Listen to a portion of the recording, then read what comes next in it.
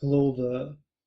Gunnm is a Japanese cyberpunk manga, written and illustrated by Kishiro Yokita, and the story was brought to James Cameron's attention in the 90s by Guillermo del Toro, and Cameron secured the rights with the intention of eventually directing an adaptation himself, but found himself too busy directing Avatar, and then found himself too busy not making sequels to Avatar, and so gave directing duties to Robert Rodriguez, the director of the Mexico trilogy, Spy Kids, and Machete.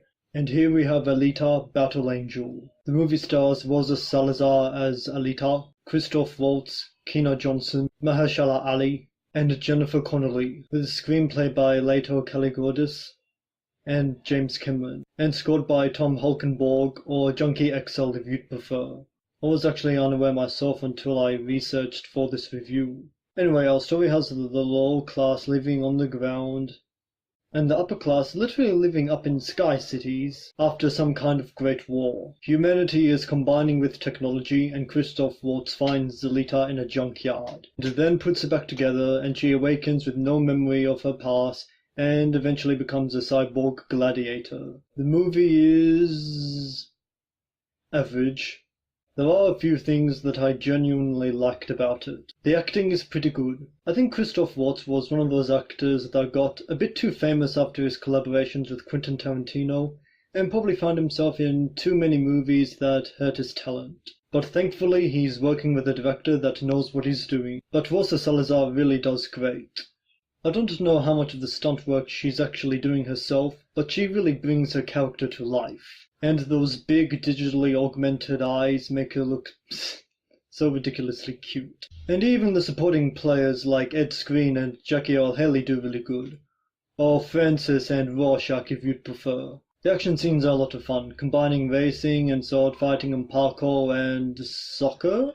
The visuals are also quite impressive, using CGI to blend actors with cybernetics, creating giant robots with people heads, and making Rosa Salazar's eyes bigger, as I've already commented. Unfortunately, one of the movie's biggest weaknesses is its script. James Cameron has at least partly written all of the scripts for the movies that he's directed.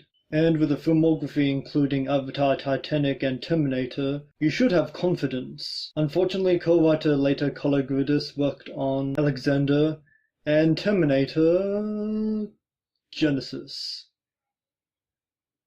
Yeah, not great. Later, I'll give you a pass here, but James Cameron, I expect more from you.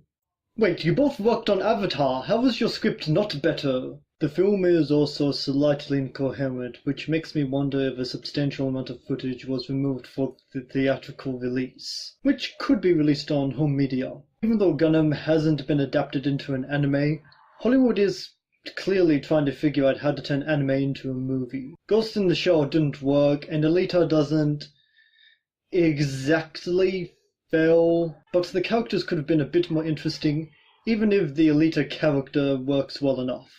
And after Disney's purchase of Fox goes through, I believe Disney will hold the film rights to Dragon Ball. So Disney is probably trying to figure out what to do with it once they can legally do something with it. Wait, this movie was released by Fox. Wait, who owns the film rights to this? James Cameron or Fox? It could have been worse, it should have been better. Alita has definitely made enough money for sequels anyway, and I'll probably see them.